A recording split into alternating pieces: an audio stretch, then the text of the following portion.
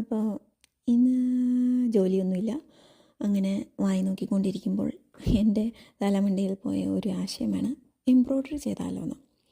അപ്പം ഞാൻ എൻ്റെ കയ്യിലുള്ള കുറച്ച് എംബ്രോയ്ഡറി സാധനങ്ങളൊക്കെ എൻ്റെ കയ്യിലുണ്ട്.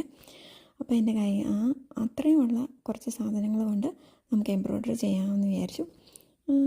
ഞാനൊരു ടീഷർട്ട് വാങ്ങിച്ചിരുന്നു, ഒരു വെള്ള ടീഷർട്ട്. എൻ്റെ സ്മോൾ സൈസിൽ തന്നെയാണ് വാങ്ങിച്ചത്. അതിൽ എനിക്ക് തോന്നിയ ഒരു ഡിസൈൻ വരച്ചു. ഞാൻ വരച്ച ഡിസൈൻ എന്ന് പറഞ്ഞാൽ ഈ ടീഷർട്ടിനെ ഞാൻ ഡിവൈഡ് ചെയ്ത് കോളംസും റോസും ആക്കി അതിനകത്ത് ചെസ്റ്റിൻ്റെ ഭാഗത്ത് 3 ചെറിയ ഒരു ഡിസൈൻ, പല ഡിസൈനാണ്, സെയിം അല്ല, പല ഡിസൈനാണ് വരച്ചത്.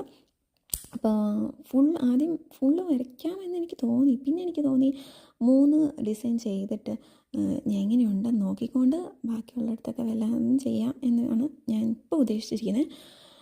അപ്പോൾ സ്റ്റേ ട്യൂൺ. ഞാൻ ഇന്ന് ഒരു ഡിസൈനെ കംപ്ലീറ്റ് ചെയ്തോളൂ. എംബ്രോയ്ഡറി ചെയ്യാൻ ഒരുപാട് സമയം എടുക്കും കേട്ടോ.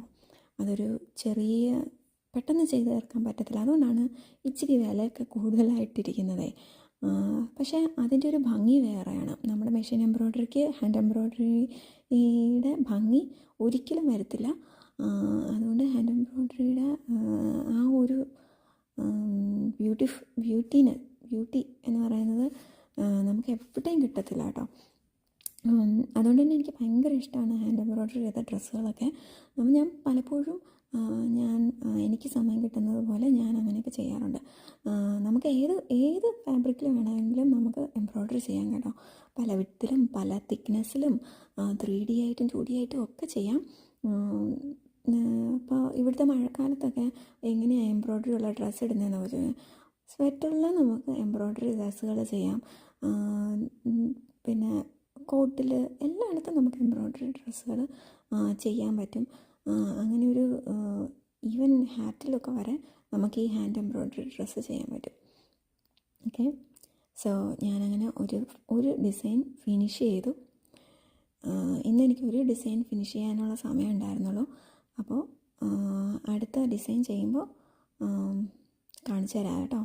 അപ്പോൾ like and subscribe and comment my videos. Stay tuned for the video.